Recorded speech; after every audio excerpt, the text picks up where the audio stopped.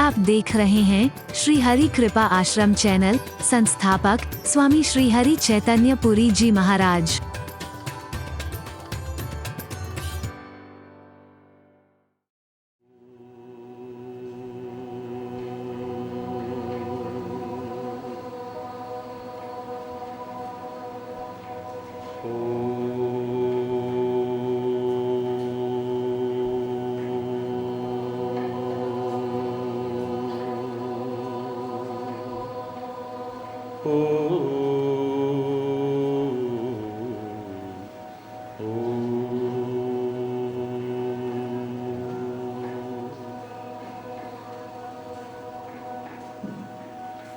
सर्वे भवन्तु सुखिनः सर्वे सन्तु निरामयाः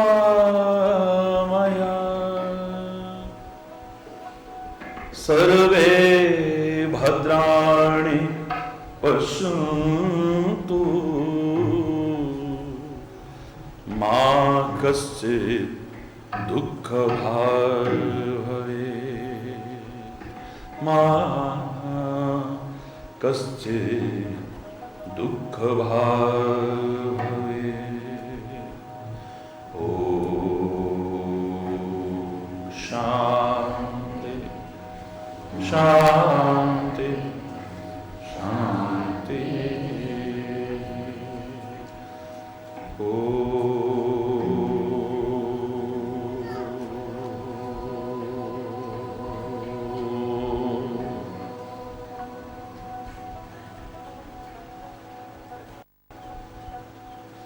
जय जय नारायण नारायण हरि हरि।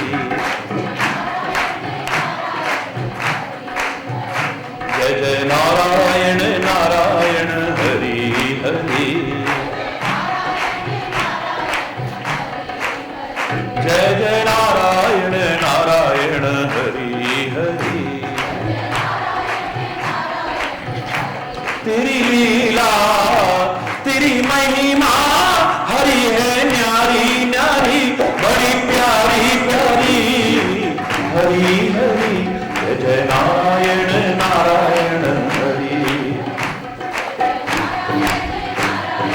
हरि बोल।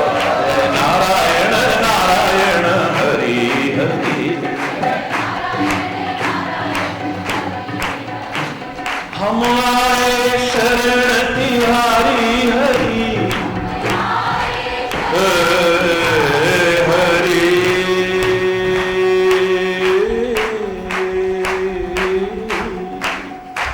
हम आए शरण तिहारी हरि। अब राखो लाज हमारी हरि। अब राखो लाज हमारी हरि हरि हरि। जय जय नारायण नारायण हरि हरि। जय जय नारायण नारायण हरि हरि। तेरी लीला तेरी महिमा हरि है न्यारी न्यारी बड़ी प्यारी प्यारी हरि हरि। जय जय नारायण जय जय नारायण नारायण हरि हरि। जय जय नारायण नारायण हरि हरि।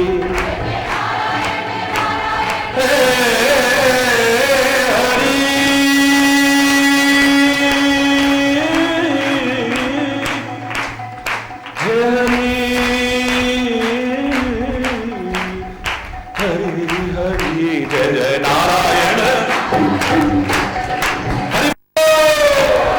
जय जय नारायण नारायण हरि हरि। भक्तों के प्राण आधारे हरि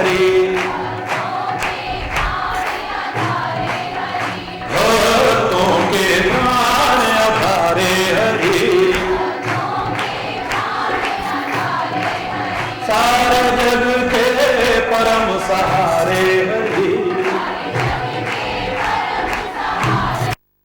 जग के परम सहारे हरि, हरि हरि जय जय नारायण, जय जय नारायण नारायण हरि हरि जय जय, जय जय नारायण नारायण हरि हरि, हरि हरि जय जय नारायण, हरि बोल हरि बोल, जय जय नारायण नारायण, सारे बोलिए। तेरी लीला तेरी महिमा हरि है न्यारी न्यारी, बड़ी प्यारी प्यारी, हरि नारायण, जय जय नारायण नारायण हरि हरि, जय नारायण नारायण हरि हरि, जय नारायण नारायण नारायण नारायण हरि हरि,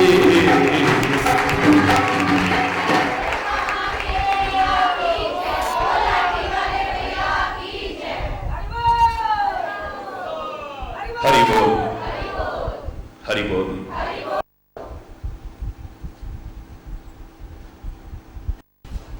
निषाद के मन में विषाद हुआ।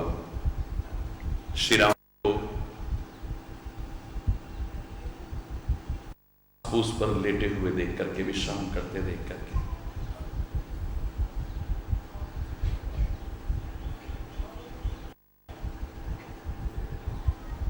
लक्ष्मण जी वो दिव्य संदेश देते हैं जिसे हमने लक्ष्मण गीता का नाम दिया है, जिसे 1 महीने से आप श्रवण कर रहे हैं। विषाद का तो विषाद दूर हुआ ही, यदि और कोई भी अपने जीवन में अपनाने की कोशिश करे तो उसके भी जीवन का विषाद दूर होता है।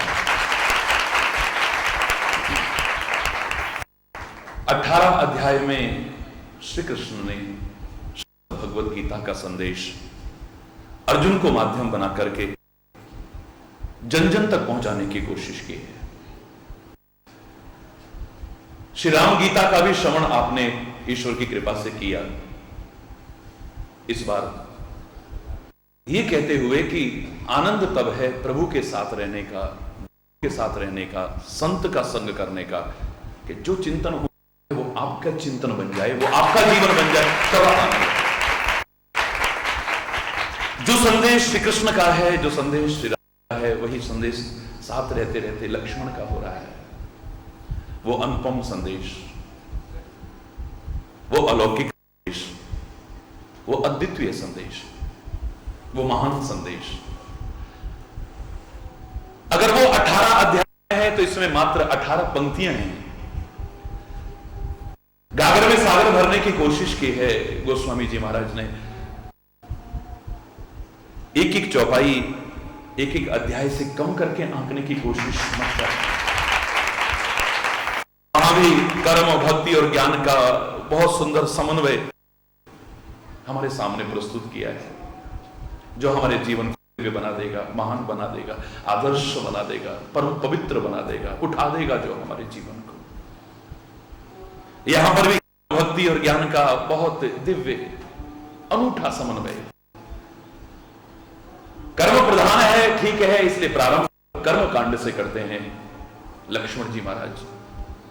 लक्ष्मण जी महाराज को अगर जीवों का आचार्य कह दूं तो अतिशयोक्ति। न काहू सुख दुख कर दाता, निज कृत कर्म भोग सब भ्राता। बहुत विस्तार से व्याख्या आपने सुनी है ईश्वर कृपा से। कोई किसी को सुख और दुख नहीं देता है, यह हमारा भ्रम है। सब अपने अपने कर्मों का फल भोग रहे हैं। माध्यम चाहे जो बने, सब अपने कर्मों का फल सामने आता है। हम जो बोते हैं वही हमें काटना पड़ता है। कर्म हम चाहे अच्छे करें या बुरे करें, अब के हों या पूर्व के हों, जानबूझ के करें या अनजाने में, हम अपने कर्म के फल भोगने से बच नहीं सकते। लेकिन निषाद ने जो बात कही थी उसमें एक भ्रम है श्री राम पर। इस हालत में इतनी सुख सुविधाओं में रहने वाले राम कर्म प्रधान सत्य के हैं। लोग ठीक ही कहते हैं कि कर्म प्रधान है, संसार में अपने कर्मों का फल भोगना पड़ता है। अब यहां पर शंका निषाद के मन में भी है और सभी उस संदेश को सुनने वालों के मन में भी आती है। इस राम ने ऐसा कौन सा कर्म किया होगा जिसके बदले में उन्हें कष्ट उठाने पड़े, इतने दुख उठाने पड़े। इस भ्रम को दूर करने के लिए, इस विषाद को दूर करने के लिए, इस अज्ञान को दूर करने के लिए कर्म के बाद ज्ञान कांड का बहुत सुंदर वर्णन करते हैं। विस्तार भी आपने सुना और संक्षेप में सुना आपने। बस अंत में इतना ही कहा है, ये सब जो दिख रहा है तुम्हें सब मोह के कारण दिख रहा है। मोह यानी अज्ञान, मोह यानी आसक्ति, मोह यानी भ्रम। और इस मोह रूपी रात्रि में संसार का हर जीव सोया है और सोया हुआ अनेक प्रकार के स्वप्न देख रहा है। कभी खुश होता है, कभी दुखी होता है। जैसे सपने में हमारा राजपाट छिन जाए, हमारा सब कुछ बर्बाद हो जाए, हमारी कोई गर्दन काटते आदमी रोता है, बिलखता है, दुखी हो रहा है। लेकिन वो दुख तब तक है जब तक जीव सोया हुआ है। जैसे ही जागता है वो सारा का सारा दुख अपने आप भाग जाता है। व्यक्ति जागा नहीं कि उसका दुख भागा नहीं। हरि बोल। और जितने सुख के अभिमान में भी हम अकड़ रहे हैं, ये बिल्कुल ऐसा ही हमारी स्थिति है जैसे एक भिखारी स्वप्न में चक्रवर्ती सम्राट बन जाए और दुनिया का क्या स्वर्गलोक का राजा बन जाए, बहुत बड़ी संपत्ति उसे मिल जाए, बहुत बड़ा राज्य मिल जाए, खुश हो रहा है, अभिमान में भी अकड़ जाता है।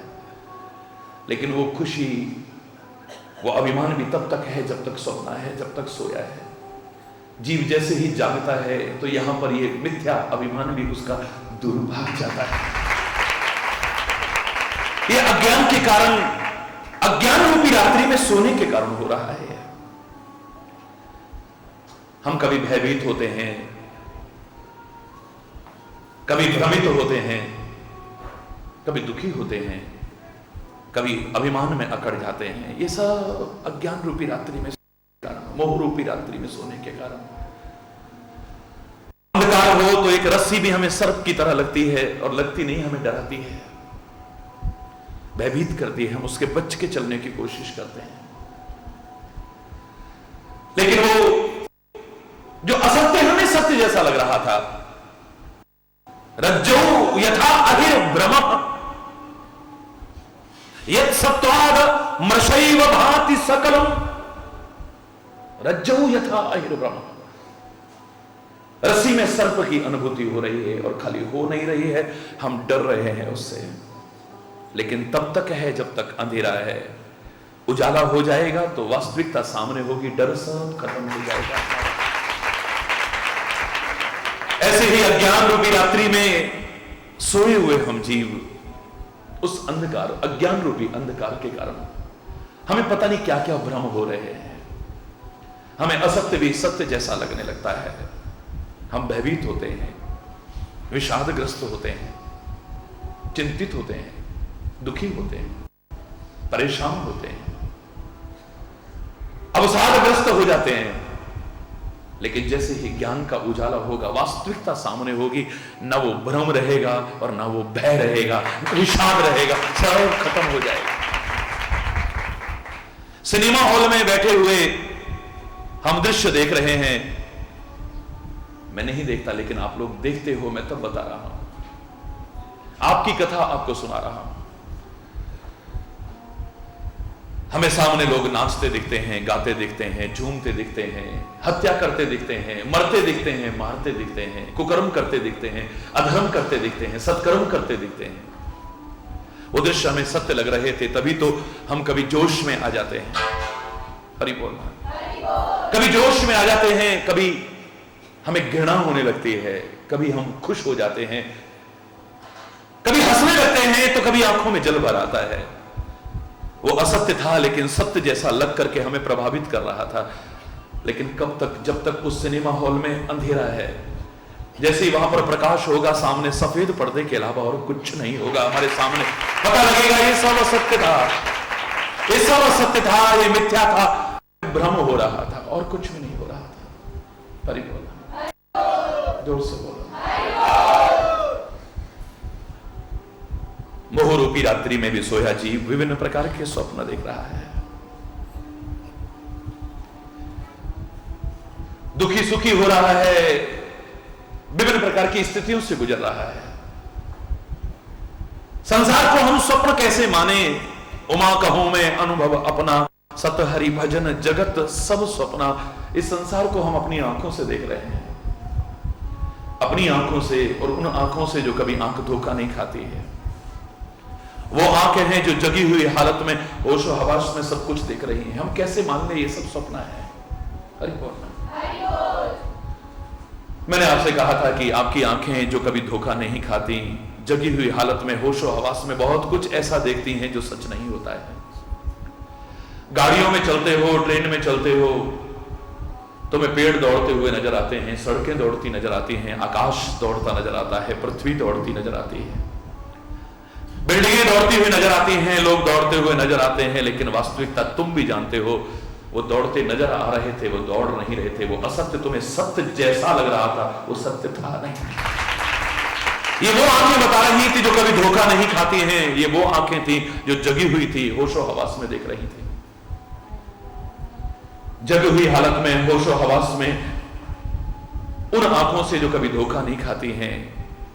अगर आपको यूं घुमा दिया जाए, जोर जोर से चक्कर लगाए जाएं और उसके बाद बिठा दिया जाए, तो तुम्हें आकाश घूमता नजर आएगा, पृथ्वी घूमती नजर आएगी, सारी बिल्डिंगें, सारे लोग घूमते नजर आएंगे। लेकिन तुम भी जानते हो कि क्या वो घूमते हैं? लेकिन तुम्हारी आंखें तुम्हें ऐसा कहती हैं। तुम्हारी आंखें जो देखती हैं, मैंने कल आपसे एक ही पंक्ति में कहा, हमेशा वो सच हो। ये तुम्हारी अज्ञानता, अल्पज्ञता और मूर्खता का परिचय होगा। सब कुछ जो तुम अपनी आंखों से देखते हो वो हमेशा सच हो, ये हमारी मूर्खता और अल्पज्ञता का परिचय है। और जो हमें आंखों से नहीं दिख रहा है, उसका अस्तित्व ही ना हो, उसे हम नकार दें, तो ये भी हमारी मूर्खता और अल्पज्ञता का ही परिचय है। परमात्मा तुम्हें इन आंखों से नहीं दिख रहा है, लेकिन मूर्खतावश अगर तुम कहो कि जो हमें अपनी आंखों से न दिखे, हम उस भगवान को कैसे मान लें, तो तुम्हारी मूर्खता होगी। इन आंखों से बहुत कुछ ऐसा है जो नहीं दिखता है लेकिन होता है। हवा चलती है, दिखती नहीं है लेकिन होती है। सर्दी गर्मी पड़ती है, दिखती नहीं है लेकिन होती है। तार में से करंट जा रहा है, दिखता नहीं है लेकिन होता है। हरि बोलना। हमारे शरीर में कहीं दर्द होता है, दिखता नहीं है लेकिन होता है। दूध में मक्खन है, हमें दिखता नहीं है लेकिन होता है। मेहंदी में लाली है, हमें दिखती नहीं है लेकिन होती है। गन्ने में मिठास है, होती है लेकिन हमें दिखती नहीं है लेकिन दिखती नहीं है। दिखने न से हम उसके अस्तित्व को निकारें, तो यह हमारी अल्पज्ञता और मूर्खता और अज्ञानता का ही परिचय होगा, और कुछ नहीं होगा। मोह निशा सब सो निहारा, देख ही स्वप्न अनेक प्रकार। हरि बोलना, जोर से बोलो ना। अनेक प्रकार के मोह रूपी रात्रि में सोए जीव ये स्वप्न देख रहे हैं।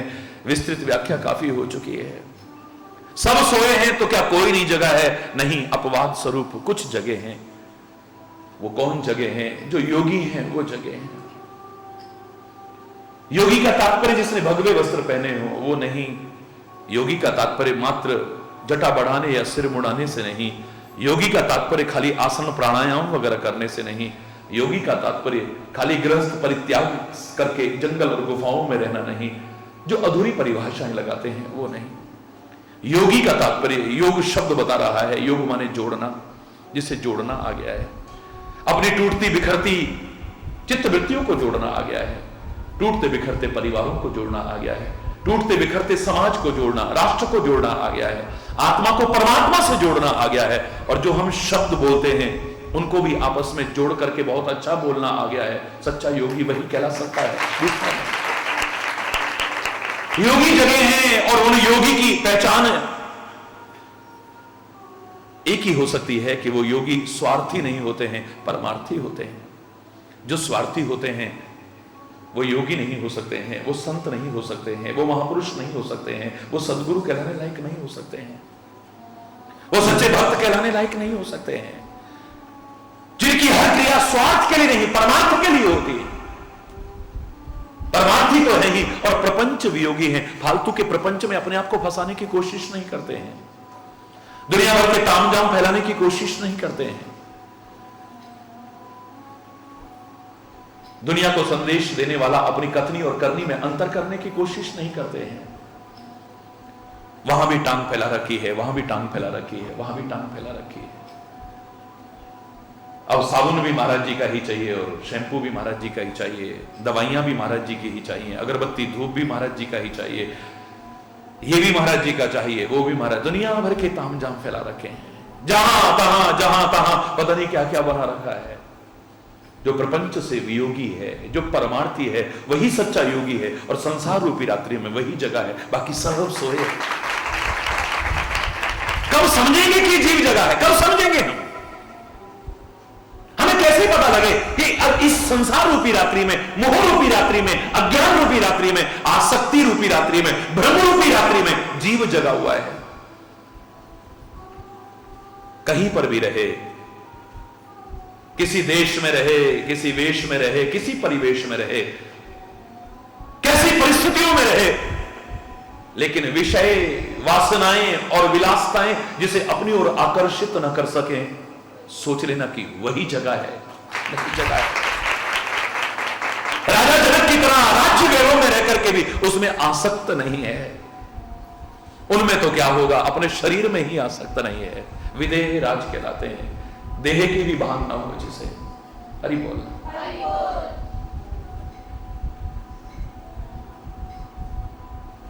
भोग में योग की स्थिति ला रखी है। ये नहीं कि भोग करते हुए, भोग से निर्लिप्त रहते हुए, उन साधनों के बीच रहकर के भी उसमें आसक्त नहीं है। भरत जी महाराज जैसे अयोध्या के विशाल साम्राज्य को पाकर के भी ये नहीं कि उस विलासता में फंस गए हो और भोग विलासों में फंस गए हो, विषय वासनाएं उन्हें आकर्षित करने लगी हो। हरगिज नहीं। राम अगर जंगल में रह के शरीर को कस रहे हैं तो भरत अयोध्या के उस विशाल साम्राज्य की सुख सुविधाओं के बीच रहकर के उनसे ज्यादा अपने शरीर को कसने की कोशिश कर रहे हैं। उनका संयम, उनका त्याग,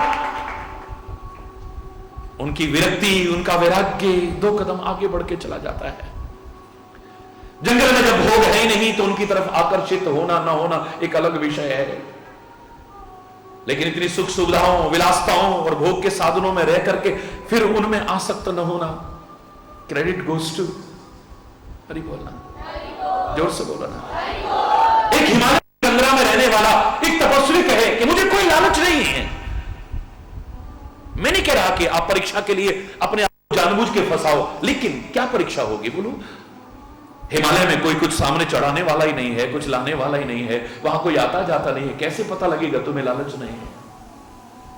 हमारे मन में कोई वासना नहीं आती है, वहां चिड़िया भी नहीं फटकती है। जिस हिमालय की चोटी पर तू रहता है, कैसे पता लगेगा कि तेरे मन में कोई वासना नहीं है? हरि बोल। मेरे अंदर कोई आसक्ति नहीं है, लोभ नहीं है, वहां पर कोई साधन ही नहीं है, तो कैसे परीक्षा होगी तेरी? मेरे अंदर कोई क्रोध नहीं है, वहां पर तेरे को कोई दुर्वचन कहने वाला नहीं आता है, दुर्व्यवहार करने वाला नहीं आता है, तेरा बुरा चाहने वाला और बुरा करने वाला तेरे को कोई नहीं मिलता है, तो कैसे पता लगेगा कि तेरे को क्रोध आता है या नहीं? कैसे पता चलेगा? वहां रह करके, उन भोग विलास के साधनों में रह करके, उन सुख सुविधाओं में रह करके फिर अपने आप को उनसे निर्लिप्त रखना, बचा करके रखना श्रेय जाता है। हरि बोलना। कब समझेंगे कि हम सामने वाला व्यक्ति जगा हुआ है, सोया हुआ नहीं। इस संसार रूपी इस रात्रि में नहीं, मोह रूपी अज्ञान रूपी रात्रि में। इस रात में तो बहुत जगने वाले मिलते हैं, चोर भी जगते हैं लेकिन चोरी के लिए, रोगी जगते हैं अपने रोग के कारण, भोगी जगते हैं भोग विलास के लिए। लेकिन हम जिस जगने की बात कर रहे हैं वो तो कोई और ही जगना है, इस जगने की बात नहीं कर रहे हैं। या जागे कोई रोगी भोगी, या जागे कोई चोर, या जागे कोई संत प्यारे, लगी राम सो डोर। हरि बोल। जाग रे नर जाग रे, जाग रे नर जाग रे, क्यों सोया गफलत का मारा, जाग रे नर जाग रे, जाग रे नर जाग रे, जाग रे नर जाग रे, जाग रे नर जाग रे,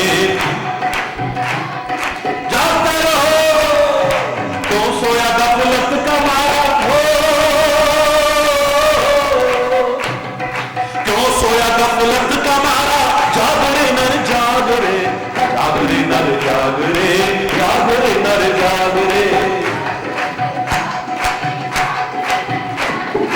जाग रे जाग रे,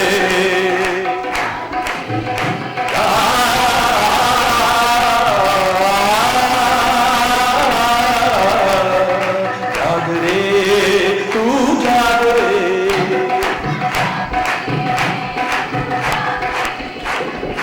या जागे कोई रोगी भोगी, या जागे कोई चोर,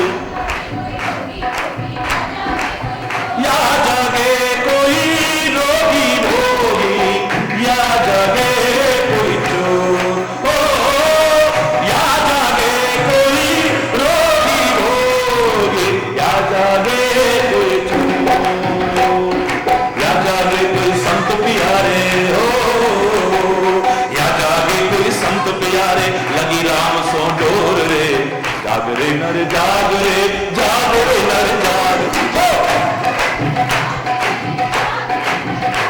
तू जाग रे जाग रे, जाग रे तू जाग रे, क्यों सोया गफलत का मारा, जाग रे नर जाग रे, क्यों सोया गफलत का मारा, जाग रे नर जाग रे, जाग रे नर जाग रे, जाग रे नर जाग रे, जागते रहो, जाग रे तू जाग रे। हरि बोल, हरि बोल, हरि बोल। ऐसी जागन जाग प्यारे, जैसी ध्रुव प्रहलाद, ऐसी जागन जाग, ऐसी जागन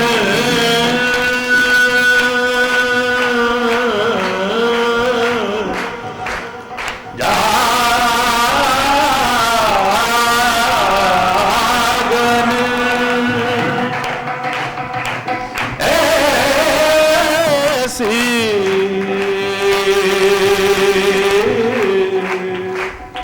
ऐसी जागन जाग प्यारे, जैसी ध्रुव प्रहलाद, सारे बोलो, ऐसी जागन जाग, ऐसी जाग, ऐसी जागन जाग प्यारे, जैसी ध्रुव प्रहलाद, ऐसी जागन जाग प्यारे, जाग रे तू जाग रे, जाग रे, जाग रे तू जाग रे, जाग रे तू जाग रे, जाग रे तू जाग रे, जाग रे जाग रे।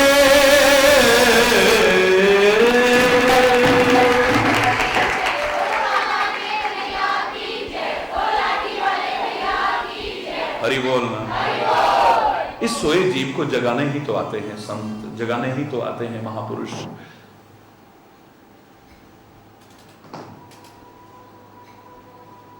जगाने ही तो आते हैं परमात्मा। वेद जगाते हैं, पुराण जगाते हैं, शास्त्र जगाते हैं, ग्रंथ जगाते हैं। अगर मैं इन सबको चौकीदार कह दूं तो कोई बहुत बुरी बात नहीं है और अतिशयोक्ति भी नहीं है। याद करो, मैंने एक बार कहा था बहुत पहले, शायद 1981 की बात है, पूरे भारत की पैदल यात्रा में था तो किसी ने कहा, महाराज जी संत महापुरुष पता नहीं अपने आप को क्या समझते हैं, सब चौकियों पर बैठ जाते हैं, हमें जमीन पे बैठाते हैं, हमें छोटा समझते हैं। अरे मैंने कहा ना भाई ना, ऐसा भ्रम क्यों पालते हो? अरे तुम जमीन पर बैठे हो, तुम तो जमींदार हो, बहुत बड़े जमींदार हो, और वो तो चौकी पर बैठे हैं, चौकीदार है, और खाली चौकीदार नहीं, काम भी चौकीदार का ही करते हैं। खुद जागते हैं और जगाने की कोशिश करते हैं। रामायण को हम चौकी पर विराजमान करते हैं, गुरु ग्रंथ को चौकियों पर विराजमान करते हैं, वेद पुराण ग्रंथों को चौकियों पर विराजमान करते हैं, संतों महापुरुषों को चौकियों पर बिठाते हैं, क्योंकि हमारे चौकीदार है। लेकिन खुद जो जाग चुका है और औरों को जगाने की कोशिश कर रहा है, दिखने में चौकीदार बहुत छोटा शब्द लगता होगा, लेकिन कुल आलम उसके चरणों में झुक जाए तो कोई बहुत बड़ी बात नहीं। सारी दुनिया उसके चरणों में झुकने को तैयार है, सारी खुदाई उसके चरणों में झुकने को तैयार है, और वो खुदा भी झुक जाए तो हरि बोलना। संतों महापुरुषों के चरणों में तो परमात्मा भी अवतार लेकर के आया है, तो वो भी नमन करता रहा है, जो जागे हैं और जगा रहे हैं। हरि बोलना। लेकिन कौन जगा हुआ है ये तो निश्चित कहा जा सकता है, जो विषयों और विलासताओं से वैराग्य होने लग जाए तब समझो वो जगा हुआ है। और जो जागा होगा वही दूसरों को जगा सकता है, जो खुद सोया होगा वो दूसरों को जगाने की कोशिश नहीं कर सकता। मैंने आपसे कहा था कि जो स्वयं शांत नहीं है वो दूसरे को शांति नहीं दे सकता है। संत की शरण में जाकर के, गुरु की शरण में जाकर के, प्रभु की शरण में जाकर के आपको शांति क्यों मिलती है? क्योंकि वो खुद शांत है। हरि बोल। जो खुद शांत होते हैं वही दूसरों को शांति दे सकते हैं। जो खुद किनारे लग चुके हैं, डूबतों को किनारे लाने की सामर्थ्य वही रखते हैं, डूबने वाले नहीं। जो खुद ही सहारे जीते हैं वो औरों को सहारा क्या देंगे? जो डूब रहे हैं बीच भंवर वो औरों को किनारा क्या देंगे? अब भी ये दिले नादान समझ, दर दर की ठोकर क्या देगी? दर एक पकड़ जगदाता का ये जगत दुखारे क्या देंगे? कुछ नहीं मिलेगा इनके चरण। अरे बोलना, जिस शरण में आना चाहिए वहां आ जाता।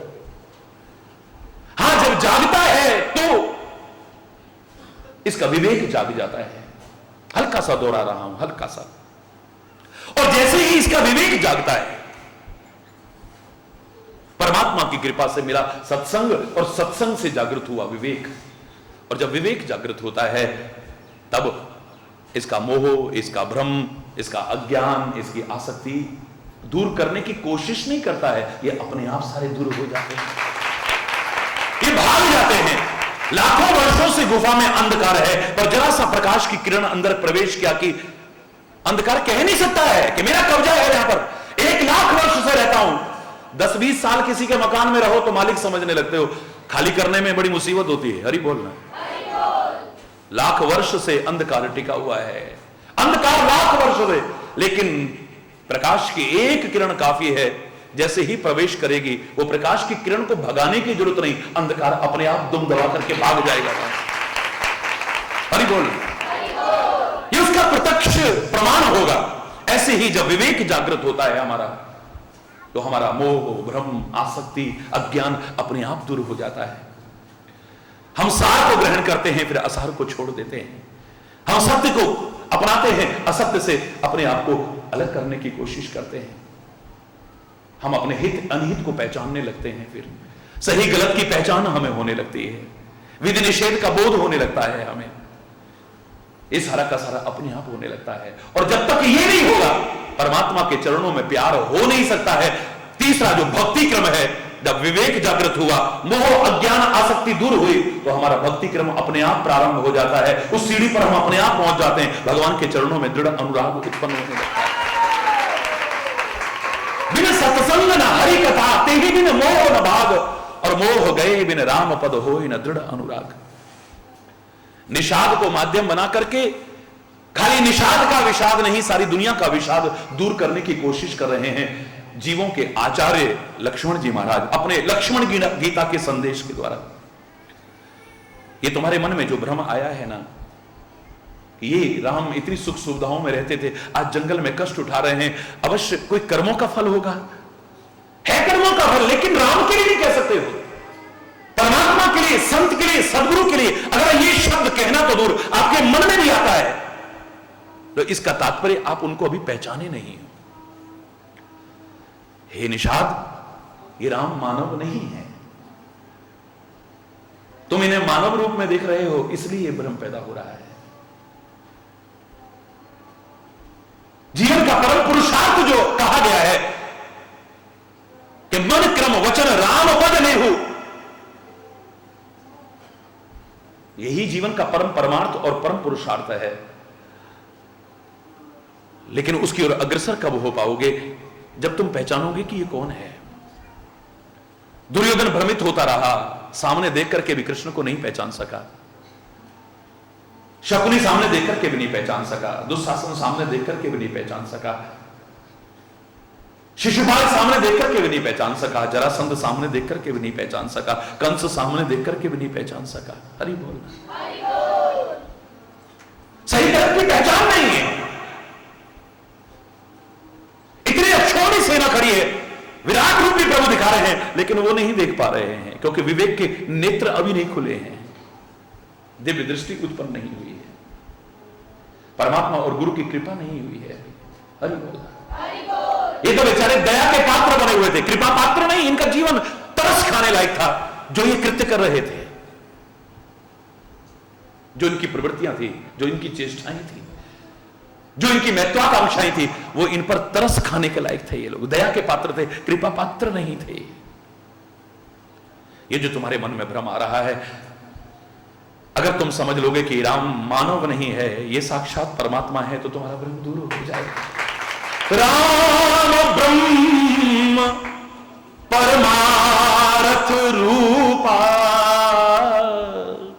राम ब्रह्म परमार्थ रूपा, ये ब्रह्म है। जब जब हमारे मन में ये भ्रम आया, तभी हमें ये समझ खत्म होगी कि ब्रह्म है सामने।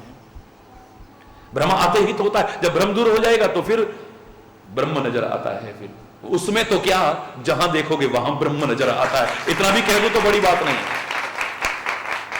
जित देखूं तित श्याममयी है। अब तो मैं जित देखूं तित श्याममयी है, मेरी जहां नजर आती है मुझे उसके अलावा कुछ नजर ही नहीं आता, क्या करूं? तुलसी कहता है निज प्रभु में देखे ही जगत, अब कहीं सन करहीं विरोध, सिए राम में सब जग जानी। हरि बोल। एक नहीं, जड़ चेतन जग जीव सकल राम में जाना। एक नहीं, कितने प्रमाण हैं, मानस में भरे पड़े हैं। जब भ्रम दूर हो जाता है तो सर्वत्र ब्रह्म के अलावा कुछ नजर ही नहीं आता, एक बस एक ही नजर आता है। अनन्य भक्ति का तात्पर्य क्या है? लोगों ने अनन्य भक्ति का तात्पर्य यह लगा लिया है कि अगर हम कृष्ण के अनुयायी हैं तो राम की भक्ति मत करना, शंकर की भक्ति मत करना, दुर्गा। अनन्य का तात्पर्य नहीं है। अनन्य का तात्पर्य है जहां कोई अन्य नजर आए ना, बस एक ही नजर आए, दूसरा कोई है ना। यह अनन्य भक्ति है परमात्मा की, जहां दूसरा कोई नजर नहीं आ रहा है। ब्रह्मा थोड़ी देर के लिए भूल गया लीलाओं को देख करके, तभी तो भ्रम पैदा हुआ। और जब भ्रम पैदा हुआ तो एहसास नहीं रहा कि सामने ब्रह्म है। श्रीमद् भागवत की कथा पढ़ो, 1 साल के लिए परीक्षा लेता है भगवान की। ब्रह्मा, सारी सृष्टि को पैदा करने वाला ब्रह्मा। अरे बोलना, जोर से बोलो ना। भगवान की लीलाएं और क्रियाएं देख करके, साकार लीलाएं देख करके देवताओं के राजा, देवता नहीं देवताओं के राजा इंद्र की बुद्धि भ्रमित हुई। तभी तो 7 दिन मूसलाधार बारिश करी। डुबो दूंगा ब्रज को, ब्रजराज को। अली बोलना। लेकिन 7 दिन मूसलाधार बारिश करके भी जब बाल बांका नहीं कर पाया है तो अभिमान छोड़ करके प्रभु के चरणों में आकर के क्षमा याचना करता है। पहचान गया कि कौन है। उसका तो एक इशारा ही काफी है? अभिमान तो न करे, एक भक्त एक संत जरा इशारा करे तो क्या से क्या हो जाता है। फिर जहां वो विराजमान हो तो बात ही क्या है फिर। लेकिन इंद्र का दिमाग खराब क्यों हुआ ऐसा? भगवान कृष्ण से पंगा ले रहा है। हरि बोलना, जोर से बोलो। क्योंकि भ्रम आ गया है, ये भगवान नहीं हो सकते हैं। और जब भ्रम आता है तो ब्रह्म नजर नहीं आता है। फिर भगवान की लीलाओं को देख करके ये सारे के सारे लोगों की बुद्धि भ्रमित हुई, तभी उनको ब्रह्म नजर नहीं आता था। रावण को भ्रम हो गया है परीक्षा लेकर के, ये भगवान नहीं हो सकते, तभी वो ब्रह्म नजर नहीं आ रहा है। अब चाहे मंदोदरी समझाए, चाहे हनुमान समझाए, चाहे अंगद समझाए, चाहे माल्यवंत समझाए, चाहे विभीषण समझाए, चाहे कुंभकर्ण समझाए, दुनिया में कोई समझा करके हार जाए, लेकिन रावण के समझ में आने वाला हरगिज भी नहीं, क्योंकि ब्रह्म नजर नहीं आएगा, भ्रम हो गया है। हरि बोलना। जब भ्रम हो जाता है तो वास्तविकता नजर नहीं आती है, सत्य नजर नहीं आता है। हरि बोलना। वास्तविकता नजर नहीं आती है। फिर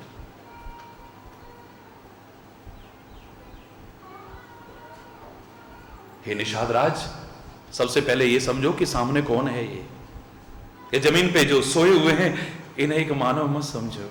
हरि बोल। अगर तुम इन्हें मानव समझोगे तो दिमाग खराब हो जाएगा कि देखो कहां सुख सुविधाओं में रहते थे, आज पेड़ों के नीचे पत्तों पर लेटे हुए हैं।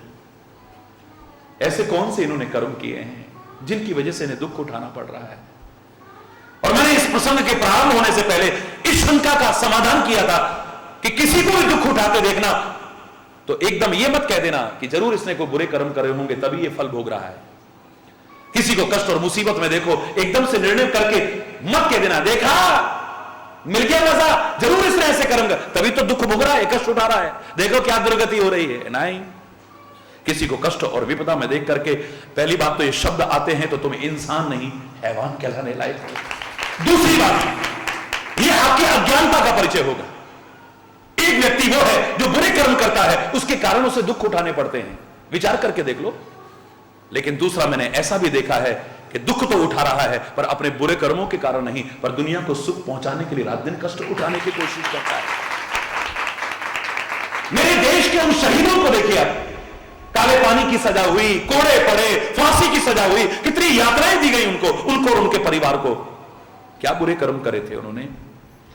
गुरु गोविंद सिंह ने कितने कष्ट उठाए, गुरु तेग बहादुर ने कितने कष्ट उठाए, गोस्वामी तुलसीदास ने कितने कष्ट उठाए, महावीर स्वामी ने कितने कष्ट उठाए, महात्मा बुद्ध ने कितने कष्ट उठाए, चैतन्य महाप्रभु ने कितने कष्ट उठाए, मीराबाई ने कितने कष्ट उठाए, तुलसीदास ने कितने कष्ट उठाए, कबीरदास ने कितने कष्ट उठाए, विवेकानंद ने भी कितने कष्ट उठाए हैं, बड़े बड़े महापुरुषों ने कितने कष्ट उठाए हैं, लेकिन बुरे कर्मों के कारण नहीं। पर तुम्हारे कष्ट दूर हो जाए, तुमको सुख मिल जाए, इसके लिए रात दिन कष्ट उठाए, तुम्हें आजादी की सांस मिल जाए, इसके लिए यात्राएं सही मेरे शहीदों ने, तुम्हें सुख मिल जाए, सुख का मार्ग मिल जाए, तुम्हारे कष्ट और यात्राएं दूर हो जाए, इसके लिए कष्ट उठाया संतों ने, महापुरुषों ने, अवतारों ने।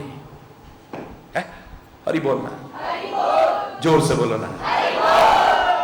तुलसी पहले कहते हैं राम के बारे में जब बोलते हैं तो सीधे सीधे शब्दों में कहते हैं राम भगत हित नरतन धारी, राम भगत हित नरतन धारी, सही संकट किए साधु सुखारी, सही संकट किए साधु सुखारी, राम श्री राम, राम श्री राम, श्री राम, राम राम भगत हित नरतन धारी।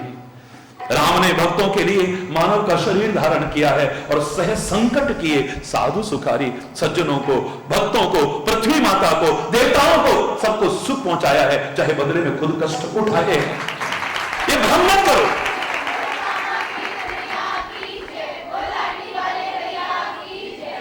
दुखित तो होए पर विपत्ति विषय की। भक्तों के लिए भी कहा कि भक्त क्या होते हैं, दूसरों को दुख में देख करके दुखी हो जाते हैं और कष्ट पाकर के भी दूसरों को सुख पहुंचाने की कोशिश करते हैं। परहित नित्य सह विपत्ति विशाला। रामायण में एक नहीं पता कितनी चौपाइयां इससे संबंध मिल जाएंगी। भक्त, संत, सदगुरु, परमात्मा दूसरों के लिए कष्ट उठा रहे हैं।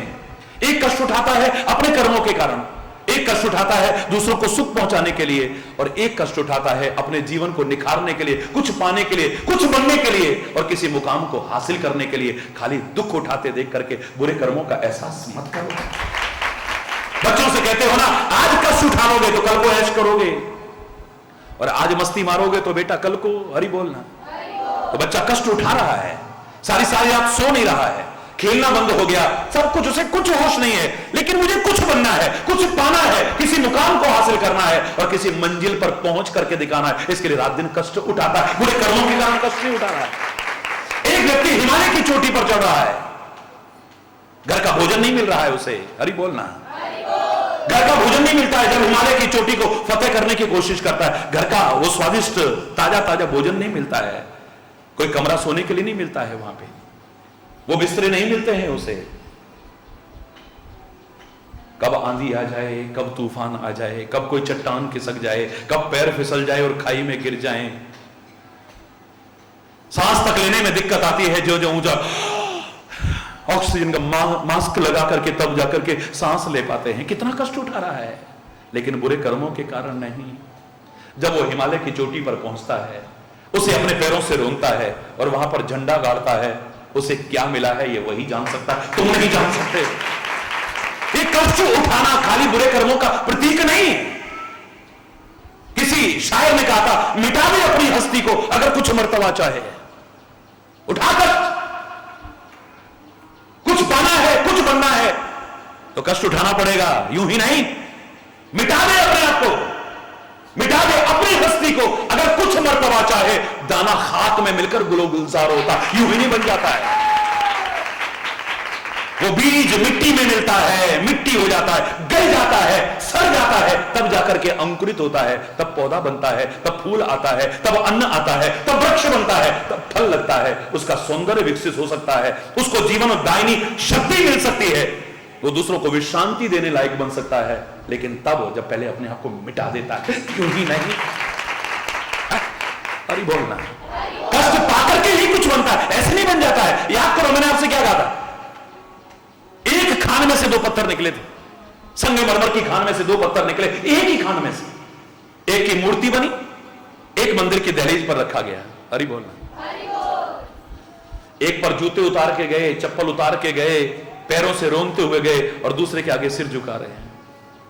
अब कहोगे साहब उसका भाग्य ऐसा होगा, उसकी किस्मत। तुम कह सकते हो, किस्मत का रोना तुम रो सकते हो, मैं नहीं।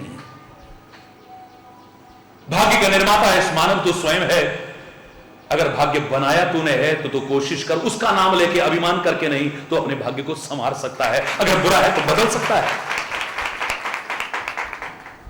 अरे बोलना, तो काहे के कारण हो रहा है? एक पर जूते उतार रहे हैं, चप्पल उतार रहे, पैरों से रोंद के जा रहे हैं, एक की पूजा हो रही है, क्यों? मैंने कारण यही ढूंढ करके बताया है कि जितनी छेनी और हथौड़ी की चोटें उस मूर्ति ने सहन की हैं, मंदिर की दहलीज के पत्थर ने उतनी सहन नहीं की। कष्ट पाया है तब आज आदर के लायक बना है, कष्ट पाया है तब पूजा के लायक बना है। अरे बोलना, मातृत्व में क्या सुख है ये वही मां जान सकती है जो संतान को उत्पन्न करती है। संतान पाकर के उसे कितना सुख मिलता है ये वही जान सकती है, लेकिन कितना कष्ट उठाती है। 9-10 मास कष्ट उठाती है, और उसको जन्म देने में कितना कष्ट है, प्रसव पीड़ा के बारे में वही जान सकती है। कितनी माताएं अपने जीवन से हाथ धो बैठती हैं बच्चों को जन्म देते देते। कष्ट तो उठा रही है, लेकिन कुछ पाने के लिए तब कष्ट उठा रही है। अरे बोल, जोर से बोलो। तो ये भ्रम जो तुम्हारे मन में आया, मानो ना समझो इस।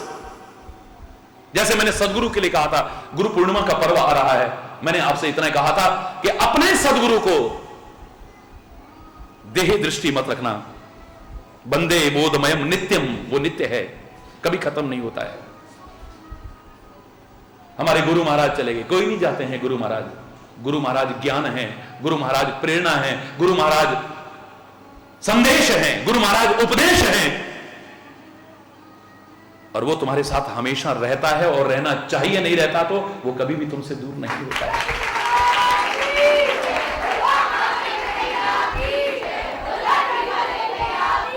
वंदे बोधमयम नित्यम गुरु शंकर रूपिणम यमाश्वतो हि वक्रोपि चंद्रः सर्वत्र वंदते। वो नित्य हैं, ब्रह्मानंदम परम सुखदम केवलम ज्ञानमूर्तिम द्वंद्वातीतम गगन सदृशम तत्त्वस्यादिरक्षम एकम। जैसे ब्रह्म एक है, ऐसे गुरु के लिए भी कहा है एकम नित्यम विमल अचलम सर्वदी साक्षीभूतम भावातीतम त्रिगुण रहितम सद्गुरुम तम नमाम्यहम। तब गुरु को प्रणाम किया है, ये रूप है उसका। तो मैंने आपसे एक ही बात कही थी कि शिष्य कभी भी गुरु को मानव न समझे। तुलसी के शब्दों में कह उठे, क्या कहे? कृपा सिंधु नर रूप हरि बंदो गुरु पद कंज, कृपा सिंधु नर रूप हरि महामोह तम पुंज, जासु वचन रवि कर निकर।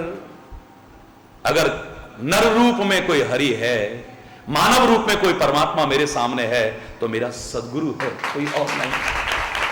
शिष्य गुरु को भगवान से कम करके ना आके, लेकिन गुरु अपने आप को भगवान न समझे। जिस दिन गुरु अपने आप को भगवान समझ बैठेगा, मामला गड़बड़ हो जाएगा। वहीं शिष्य की निगाह में गुरु भगवान से कम नहीं है, लेकिन गुरु अपने आप को भगवान न समझे। हरि बोलना। शिष्य गुरु के चरणों में सर्वस्व अर्पण कर दे, लेकिन इसका मतलब नहीं कि गुरु लेके चलता बने। हरि बोलना। शिष्य अपना सर्वस्व मान करके अपने जीवन की बागडोर उसके हाथों में सौंप दे।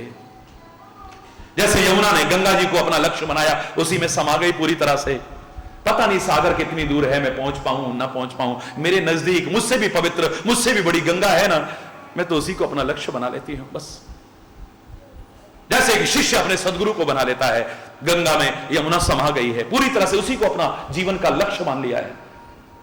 वो अपने आप का लक्ष्य मान ले, उसमें विलीन हो जाए पूरी तरह से। लेकिन इसका तात्पर्य नहीं कि गंगा कहे यही रह जा तू। अब गंगा कहेगी कि तूने अपना काम करा, अब मेरी ड्यूटी है, अब तू पहले अकेली चलती, लेकिन अब मेरे साथ चल, मैं तेरे को सागर तक पहुंचाऊं। क्यों नहीं पहुंचाऊं? हरि बोल। वो ये ना कहे कि हाँ भगवान भगवान की पूजा कुछ नहीं, मैं ही भगवान हूं सब। हरि बोल, जोर से बोलो ना। यही विचारणीय प्रश्न है सारे। निषाद राज, ये जो सामने तुम्हें दिख रहे हैं ना, इस समय मैं खाली भैया नहीं कहूंगा ही नहीं। जब ज्ञान की चर्चा होती है, भक्ति की चर्चा होती है, ये रिश्ते एक तरफ रखे रह जाते हैं। अब ये मेरे खाली भ्राताश्री नहीं है, ये खाली दशरथ नंदन नहीं है, ये अवध के सम्राट भावी नहीं है, खाली वहां के राजकुमार नहीं है। राम ब्रह्म, राम ब्रह्म परमार्थ रूपा, राम ब्रह्म परमार्थ,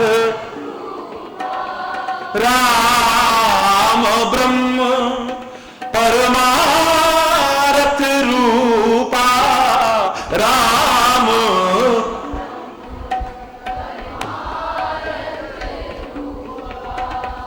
अविगत अलख अनादि अनूपा, अविगत अलख अनादि अनूपा।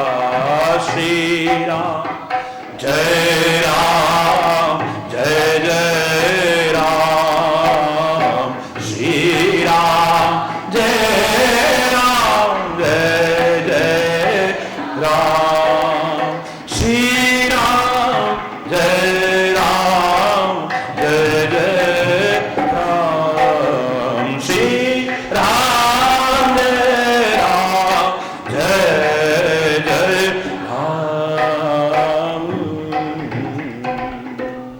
राम ब्रह्म है, परमात्मा है। ये मानव दृष्टि हो जाएगी तो शंका पैदा हो जाएगी। ब्रह्म दूर होता है तो वो परमात्मा नजर आने लगता है। राम सबके सामने है, लेकिन सबको नजर नहीं आया। कृष्ण सबके सामने, सबको नजर नहीं आया। परशुराम हनुमान जी महाराज सबके सामने थे, सबको ब्रह्म नजर नहीं आए हैं। हरि बोलना। वामन भगवान सामने प्रकट हुए, हर एक को भगवान नजर नहीं आए हैं। नरसिंह भगवान प्रकट हुए, हर एक को भगवान नजर नहीं आए हैं। जब तक हमारा विवेक जागृत नहीं है, सार असार की, विधि निषेध की, सत्य असत्य की, सही गलत की पहचान नहीं है, तब तक हम परमात्मा को, सदगुरु को और संत को नहीं पहचान सकते हैं। खाली बस अपने आप को भ्रमित करते रहेंगे। हमने परीक्षा ली, वो भगवान हो ही नहीं सकते। हमने परीक्षा ली, वो संत हो ही नहीं सकते। हमने परीक्षा ली, वो सदगुरु हो ही नहीं सकते। हमने परीक्षा ली, महापुरुष हो ही नहीं सकते। परीक्षा लेने के लिए एक नियम बताया था मैंने आपको। परीक्षा लेने वाले को, जिसकी परीक्षा ले रहा है उससे ज्यादा योग्य हो, या कम से कम उसके इक्विवेलेंट तो हो, उसके बराबर तो हो, समकक्ष हो कम से कम। एमए क्लास की परीक्षा लेने के लिए एमए पीएचडी या कम से कम एमए पास तो हो भाई। 4 क्लास पास नहीं करी, एमए क्लास की परीक्षा लेने चलोगे तो पहले वो क्यों देगा तुमको परीक्षा? अगर वो दे भी देगा तो तुम क्या उसे समझ पाओगे? बुद्धि भ्रमित होगी, इसके अलावा और कुछ नहीं होगा। संत की परीक्षा लेने के लिए असंत नहीं, पहले संत बनना पड़ेगा तुम, तब संत को समझोगे। तू मेरा बाप है, क्या किया तूने मेरे लिए? जब तू बाप बनेगा पता लग जाएगा तेरे को। हरि बोलना। जिस दिन तू बाप बनेगा, बाप ने तेरे लिए क्या किया है तेरे को पूछना नहीं पड़ेगा, अपने आप पता चल जाएगा। जब तेरी औलाद तुमसे ऐसा कहेगी तब पता चलेगा तेरे को। बाप को समझने के लिए बाप बनना पड़ेगा। हरि बोलना। मां तूने क्या किया है मेरे लिए? जब तू मां बनेगी ना तब पता चलेगा तेरे को, तब पता चलेगा क्या किया है। जब तेरी औलाद तेरे से पूछेगी ना क्या किया है तुमने, तब तेरे हृदय को जो टीस पहुंचेगी ना वो बताएगी मैंने क्या किया है। और औलाद जब ऐसा कहती है तो कैसा लगता है। कई बार हमें ऐसे समझ में नहीं आता। एक पिता ने अपने बच्चे से लू चल रही है और छत के ऊपर छप्पर को ठीक कर रहा था। वो बहुत बार कहा बेटा लू लग जाएगी, बेटा लू लग। पिताजी आपसे कहा ना चुपचाप बैठ जाओ, ना काम करते हो ना करने देते हो। बेटा लू लग जाएगी, नीचे उतर जाओ। दिमाग खराब है क्या? पिताजी बार बार कह रहे हैं बेटा लू लग जाएगी, नीचे उतर आओ। मैं बच्चा नहीं हूं। अरे मेरे लिए तो बच्चे हो बेटा, मेरे जिगर के टुकड़े, कितना भी बड़ा हो जाए पर तू मेरे लिए तो बच्चा ही रहेगा ना। लू लग जाएगी बेटा, नीचे उतरा। बच्चा बार बार और अपशब्द कहने लगा। पिता ने कहा इसके ऐसे समझ में नहीं आएगी। जिस बेटे को उतारना चाहता उसका भी एक बेटा था अंदर जो पालने में लेटा हुआ था। पालने सहित उसको लाके आंगन में रखना देर थी, ऊपर से फट कूद पड़ा। पिताजी दिमाग खराब हो गया, मेरे बेटे को कुछ हो जाए। बोले तेरे बेटे को कुछ हो जाए, तेरे दिल को कुछ हो रहा है, और मेरे बेटे को कुछ हो जाए तो मेरे दिल को नहीं होता है। तू कैसे समझेगा? मां क्या है ये जब मां बने तब पता चलता है। पिता क्या है जब पिता बनो तब पता चलता है। संत क्या है जब संत बनोगे तब पता चलेगा। गुरु क्या है जब गुरु बनोगे तब पता चलेगा। भगवान क्या है अगर भगवान तत्व को नहीं जागृत करोगे तुम नहीं पहचान सकते हो, भ्रमित हो जाओगे, ब्रह्म को नहीं पहचान सकते हो। ये राम जो सामने है ये मानव नहीं है। राम ब्रह्म और परमार्थ रूपा, इसके भक्त परमार्थी होते हैं, इसके संत परमार्थी होते हैं। तुम ये मत सोचना कि ये परमार्थी नहीं है। हरि बोलना, जोर से बोलना। ये स्वार्थी नहीं है। स्वार्थी व्यक्ति अपने लिए कष्ट उठाता है। एक सीमित जिनको अपना कहता है उनके लिए कष्ट उठाता है, लेकिन परमार्थी व्यक्ति अगर कष्ट उठाता है अपने लिए नहीं सबके लिए कष्ट उठाता है। ये तेरी शंका निर्मूल हो जाएगी। राम के प्रति जो भ्रम आया है ये दूर हो जाएगा। निषाद राज राम ब्रह्म परमार्थ, परमार्थ की अगर जीती जाती कोई प्रतिमूर्ति है तो राम है। जैसे वाल्मीकि ने कहा था, किसी ने पूछा धर्म क्या है, क्या समझेंगे हम, धर्म का रूप क्या हो सकता है? बोले रामो विग्रहवान धर्म। अगर धर्म को समझना चाहो कहीं और ना समझ पाओ तो राम के जीवन को देख लो। राम धर्म की साक्षात प्रतिमूर्ति है, उसके अलावा और कुछ भी नहीं। रामो विग्रहवान धर्म, साक्षात प्रतिमूर्ति है धर्म की। राम में और धर्म में कोई फर्क नहीं है। प्रभु को समझ लो, तुमने धर्म को समझ लिया, सत्य को समझ लो, धर्म को समझ लिया। हरि बोलना, जोर से बोलो ना। बहुत कुछ है शेष कल, समय अभाव के कारण कोई गलत शब्द निकला हो उसके लिए क्षमा चाहता हुआ मजबूरन विराम देना पड़ रहा है। आप जानते हैं आज रात्रि को भी यहां पर भजन संध्या है,